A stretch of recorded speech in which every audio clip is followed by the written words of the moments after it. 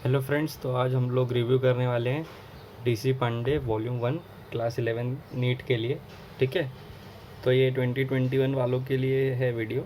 2020 वालों का तो एग्ज़ाम हो गया, मैं 2020 वाला एस्पिरेंट हूँ। ठीक है, तो मैंने एग्ज़ाम दे दिया है, फिर मैं आपको ये बता रहा हूँ कि कैसे सॉल्व करनी है ये। ठीक है, क्योंकि ज़्यादातर बच्चों को पता नहीं होता कि कैसे बुक सॉल्व करनी है कोई भी। ये फिज़िक्स की हो, केमिस्ट्री की हो, बायो का तो समझ जाते हैं, लेकिन केमिस्ट्री और फिज़िक्स का नहीं समझता, वो मैं आपको आज बताने वाला हूँ। ठीक है, तो यही है।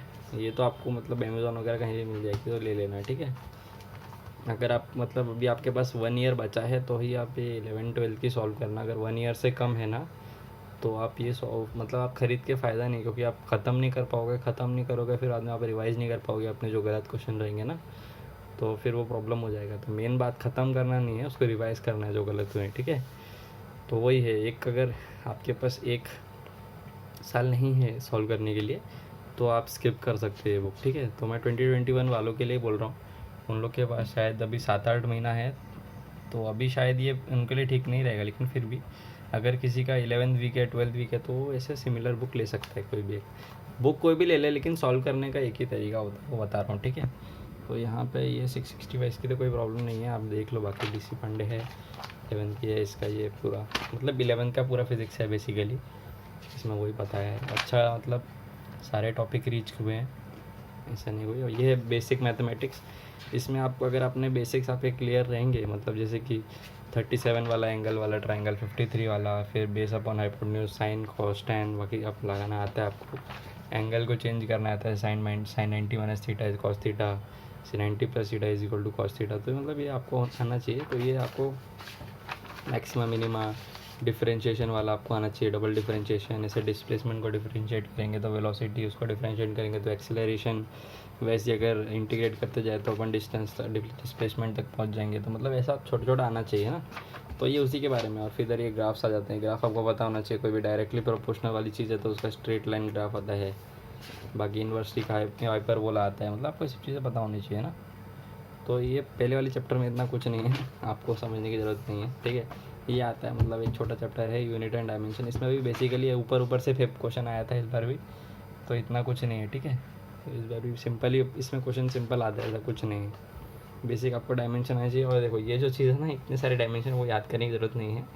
बेसिकली आपको 4-5 डायमेंशन ही रटे हुए होने चाहिए, उससे से आप सब कुछ निकाल सकते हो, है ना। मतलब ये बेसिक बात नहीं है, ये तो मैं आपको बताना नहीं चाह रहा था, ये तो सबको पता ही रहेगा। मैं आपको मेन 2 बात बताना चाह रहा हूँ, वो आपको आगे वाले चैप्टर में बताता हूँ, मोशन इन 1D वाले में। हिंट्स है, वेक्टर्स, ये भी आपको सबको पता ही है। मतलब ये बेसिक चीज़ आपको पता होनी चाहिए, तभी आप ये बुक को कम से कम 6-7 महीने में पूरी सॉल्व करके रिवाइज कर पाओगे, 11th और 12th मिला के, है ना। तो मैंने भी वही किया था। मैंने मेरे पास भी 1 साल नहीं था, मैंने भी ये जुलाई में अगस्त में स्टार्ट करी थी ये बुक सॉल्व करना। 11th और 12th की दोनों है मेरे पास, लेकिन ये वीडियो में सिर्फ 11th के बना रहा हूँ। तो मेरे पास मतलब 7 जुलाई, अगस्त, सितंबर, अक्टूबर, नवंबर, दिसंबर, 6 महीने, फिर फरवरी, मार्च, अप्रैल, मतलब करीब करीब मेरा 1 ईयर था मेरे पास। लेकिन अभी लॉकडाउन एक्सटेंड हो गया था, तो उसकी वजह से 5 महीने एक्स्ट्रा मिल गए थे। लेकिन लिटरली बताऊँ तो मैंने ये बुक 1 साल और 2 महीने में कंप्लीट कर ली थी दोनों, मतलब रिवाइज़ करके। ठीक है, तो देखो मैं अपनी बेसिक चीज़ बता दूँ कैसे पढ़ना है बुक को। देखो, आपको बेसिक आपका पता होना चाहिए। आपको ये फिज़िक्स जो है ना, ये आप मतलब उसके बिना नहीं पढ़ सकते, किसी भी आपके पास एक ट्यूटर होना चाहिए। ठीक है, तो वो आपको पता होना चाहिए कि वो आपको बता देगा बेसिक बेसिक कि ऐसे ऐसे इधर इधर ये होना चाहिए, ये एंगल से ये होता है और ये कॉन्सेप्ट लगता है। क्योंकि सारे कॉन्सेप्ट एज इट इज़ हम बुक के नहीं लगाते अपने क्वेश्चंस में ना, क्योंकि वो कॉन्सेप्ट लेंदी होते हैं। कुछ कुछ कॉन्सेप्ट छोटे रहते हैं, कुछ कॉन्सेप्ट बड़े रहते हैं, तो उन बड़े कॉन्सेप्ट को छोटा करना हमें आना चाहिए। वो कौन बताएगा? हमें ट्यूटर। ठीक है ना, हम खुद रीड करके सब कुछ नहीं कर सकते। फिजिक्स के लिए तो बेसिकली मैं आपको बोलूँगा कि आपके पास एक ट्यूटर होना चाहिए। केमिस्ट्री बायो आप 100% खुद से कर सकते हो, उसकी कोई ज़रूरत नहीं किसी कोचिंग की, किसी नहीं। ठीक है, तो मैं आपको एक नाम बता रहा हूँ, एक चैनल है नीट फिज़िक्स कोटा। ठीक है, उसमें प्रशांत सर पढ़ाते हैं, प्रशांत शर्मा सर, वो पढ़ाते हैं। तो वो आपको बेसिकली पूरा बता देंगे, क्योंकि मैंने लास्ट के 2 महीने में उनका क्रैश कोर्स का वीडियो था फ्री में, वो किया था।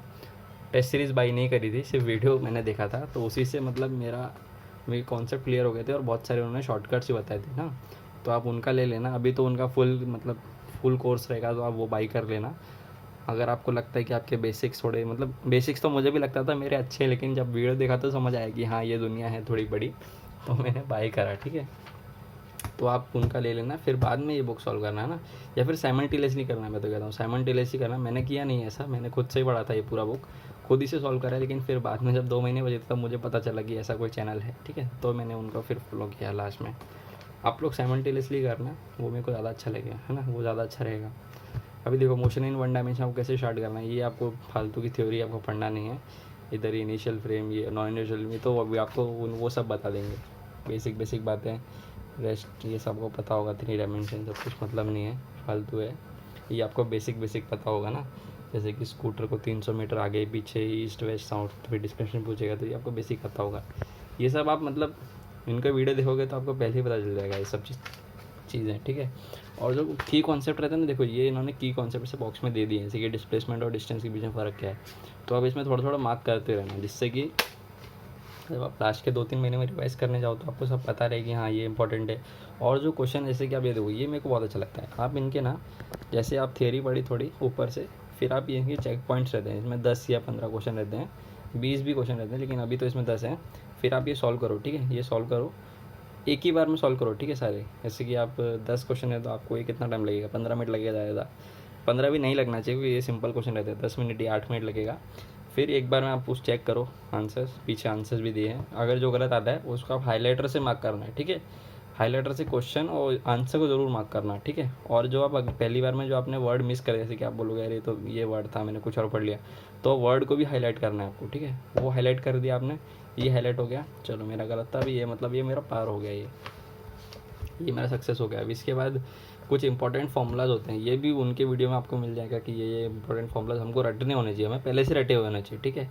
वहाँ पे 3 घंटे आपको मिलने नहीं वाले, वो एक्चुअली 3 घंटे एग्ज़ाम में, अगर 3 घंटे मिलते नहीं हैं, मैं आपको 2.5 घंटे ही मिलते हैं, 2.5 आवर्स ही मिलते हैं, क्योंकि बाकी सबका साइन वगैरह कराते हैं वो लोग, फिर आपके चेक करते हैं आईडी वगैरह, फिर मतलब उसमें चला जाता है सारा टाइम। फिर वो बोलेंगे कि आपका साइन सेम नहीं है, ये है वो है, तो उसमें मतलब समझ लो आप 2.5 घंटा ही आपको मिलने वाला है, तो आपको 2.5 आवर्स में ख़त्म करने पे 2.5 आवर्स में ख़त्म होगा, तो इसका मतलब आपके पास टाइम बहुत कम है और आप सोचने के लिए आपके पास टाइम नहीं है। जो आपने पहले से करके रखे वही आपको समझ आना चाहिए, तो वही है मतलब आपको फॉर्मूलाज रटे हुए होने चाहिए। तो वो आपको सर बता देंगे कि कौन कौन सा फॉर्मूला बहुत इंपॉर्टेंट है, एज इट इज़ आ जाता है, जैसे कि ये फॉर्मूला ये एज इट इज़ आता है तो बता देंगे, ठीक है। बाकी आप एग्जाम्पल सॉल्व करने हैं आपको, देखो कैसे थियरी बनने बता दिया मैंने आपको। थियरी पढ़ो, एग्जाम्पल सॉल्व करो लाइन वाइज, ऐसे छुपाओ सॉल्व करो, छुपाओ सॉल्व करो, जो गलत आया है देखो, क्योंकि एग्जाम्पल से ही सीख सकते हो आप। एग्जाम्पल इंपॉर्टेंट लगा तो एग्जाम्पल को भी हाईलाइट मारो, ठीक है। जैसे कि देखो वेलोसिटी वर्सेस स्पीड बता दिया, एग्जाम्पल्स पूरे हमेशा, मतलब इनकी बुक मुझे ये अच्छी लगी है कि हमेशा आपको, और ये मत सोचना कि ये क्वेश्चन ही एग्ज़ाम में आएगा, ऐसा नहीं आता है, ठीक है। इतना बड़ा कभी नहीं आया एग्ज़ाम में, ठीक है। मैक्सिमम 2-3 लाइन का आपका एक्सप्लेनेशन होगा, वही क्वेश्चन आएंगे हमेशा, ठीक है। लेकिन ये कॉन्सेप्ट बेस्ड है, जितने भी पहली यूनिट है काइनेमेटिक्स वो आपकी पूरी कॉन्सेप्चुअल है, इसलिए आपको ये नहीं सोचना है कि ये एज इट इज़ क्वेश्चन है, एज इट इज़ क्वेश्चन नहीं आता उसमें वो हमेशा क्वेश्चन फॉर्म करेंगे फिर आएगा, ठीक है। तो आपको ये नहीं सोचना है कि अरे ये आ सकता है, ये आ सकता नहीं, आपको सब सॉल्व करना है।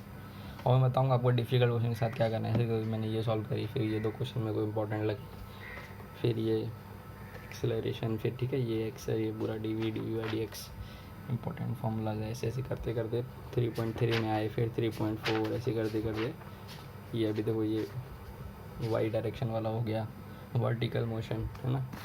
फिर ये ग्राफ्स वगैरह इंपॉर्टेंट आ गए। ये तो मतलब ग्राफ्स तो आपको आराम से हो जाएंगे अगर आपको प्रोपोर्शनैलिटी पता है कि इनवर्सली प्रोपोर्शनल के लिए वाला ग्राफ है, डायरेक्टली प्रोपोर्शनल के लिए। फिर ये आपको एरिया से निकालना आएगा, डिस्प्लेसमेंट डिस्टेंस, है ना। फिर ये ऐसा ये तो मतलब उन्होंने सब कुछ कवर करा के रखा है अपने उसमें क्लास में, है ना। तो ये मैं आपको एक ही दिखा रहा हूँ, वैसे तो चैप्टर बाकी तो सबके लिए सेम ही रहेगा। 3.6 हो गई, ये रिलेटिव वेलोसिटी, बहुत लंबा है ये चैप्टर।